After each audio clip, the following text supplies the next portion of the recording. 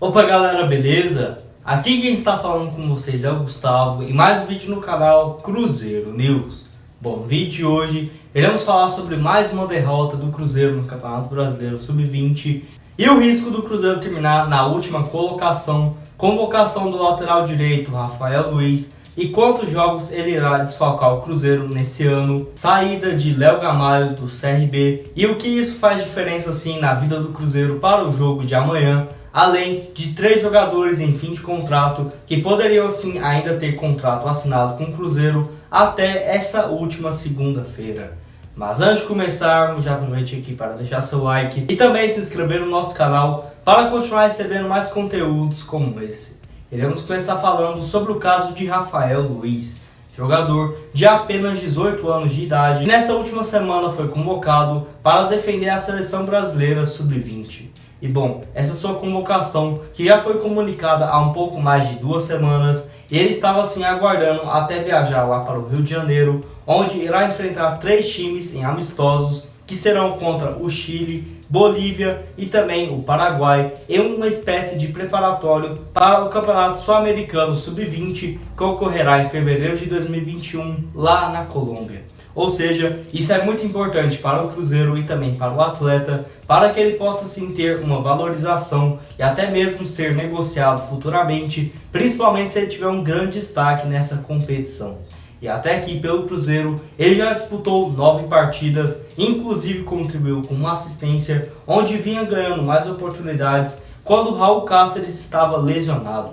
Mas desde a chegada do técnico Filipão, ele entrou em apenas 2 partidas, isso quando o paraguaio estava lesionado. Rafael Luiz ainda pegou o corona e ficou assim um bom tempo afastado do Cruzeiro.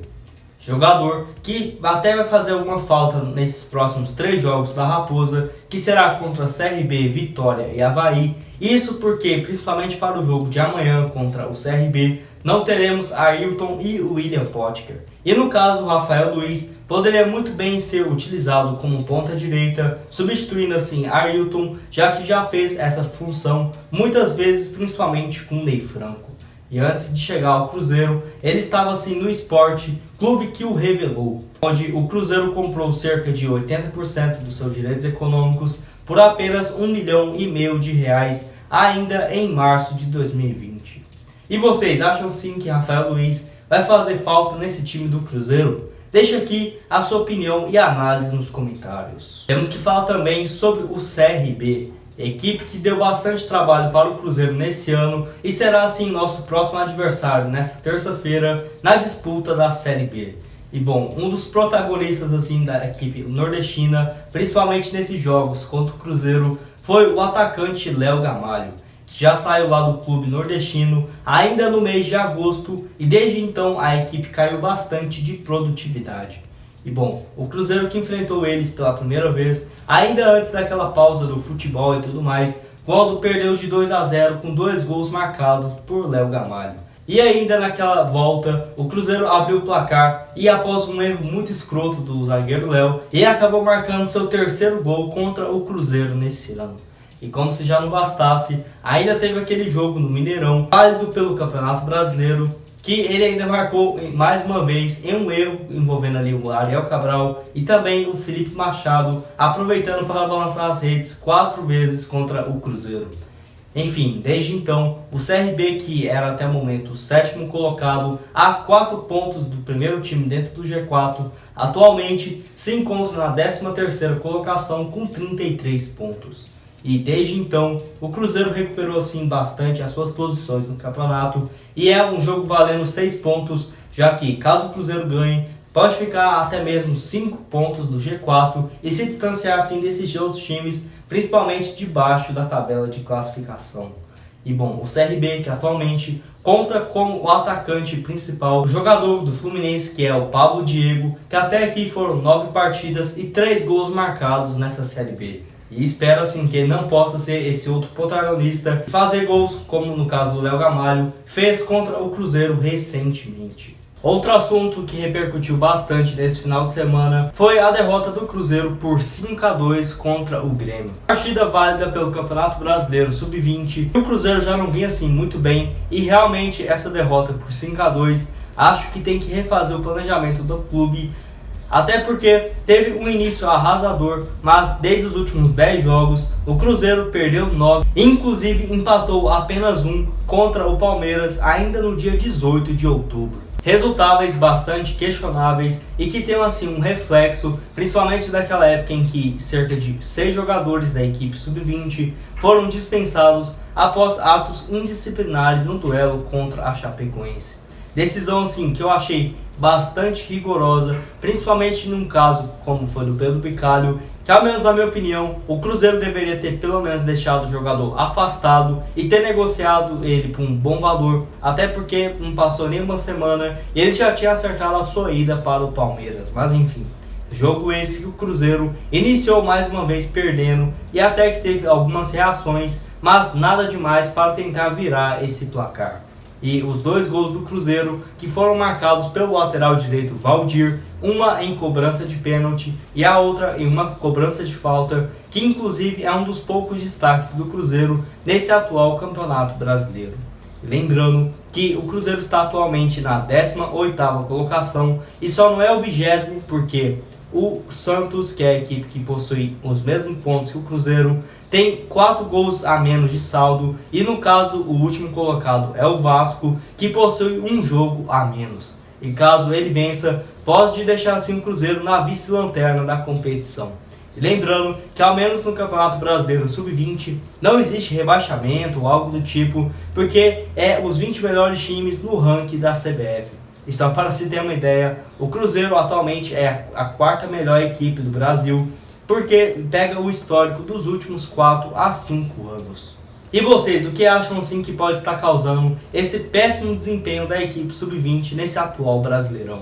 Deixe aqui a sua opinião e análise nos comentários, beleza? E o último assunto desse vídeo é sobre 3 jogadores que o Cruzeiro tinha um certo interesse e que atualmente estão sem contratos e tem prazo para assinar um novo vínculo com esses jogadores somente até a noite dessa segunda-feira. E bom, o primeiro, que é no caso do volante Nilton, jogador que já possui seus 33 anos de idade e que foi muito especulado a sua volta, principalmente no início desse Brasileirão. Jogador assim que poderia ser fundamental para o Cruzeiro, principalmente por conta do seu histórico que já jogou aqui no Cruzeiro entre os anos de 2013 a 2014, mas além dessas suas passagens aqui na Toca da Raposa, ele jogou muito bem pelo Bahia, pelo Japão também em 2018 e na temporada passada pelo CSA, jogando 26 partidas, inclusive marcou 2 gols pela equipe alagoana. E realmente nesse ano de 2020, o volante encontrou bastante dificuldades para achar um novo clube para jogar, que não é à toa, assinou seu primeiro vínculo apenas no início de setembro com o Oeste, mas por lá disputou apenas 3 jogos e não marcou nenhum gol, conseguindo assim sua rescisão contratual, que eu não sei por quais motivos ele pediu a sua saída do clube paulista lá no final desse mês de outubro.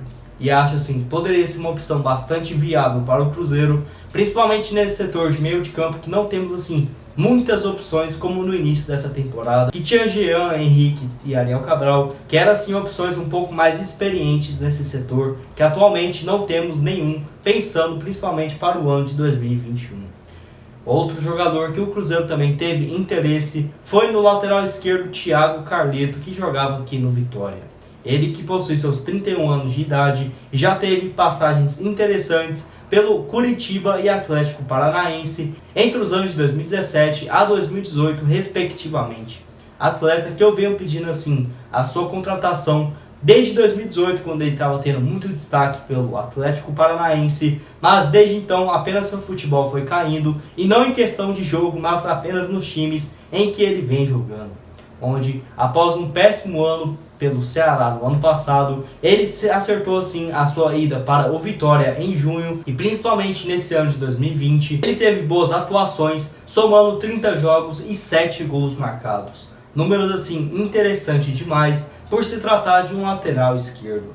mas o grande problema é que ele já fez 15 partidas pela equipe nordestina nessa Série B, ou seja, a partir de 12 não pode assim assinar nenhum vínculo com o clube para disputar a mesma competição.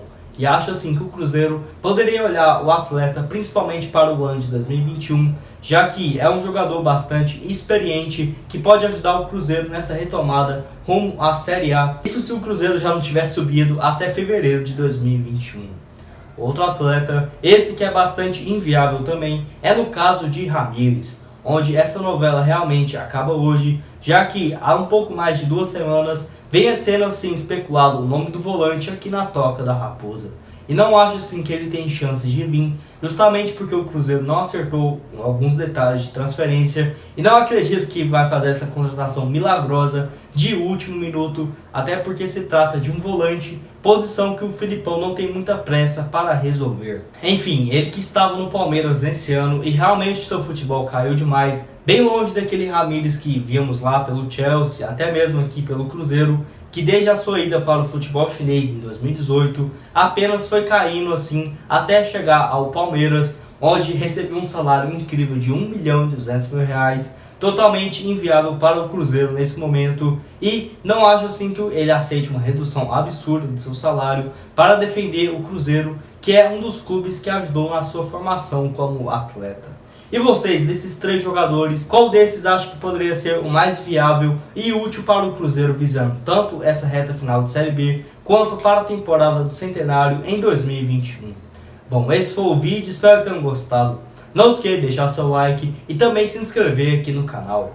Muito obrigado a todos por terem assistido até aqui e até mais.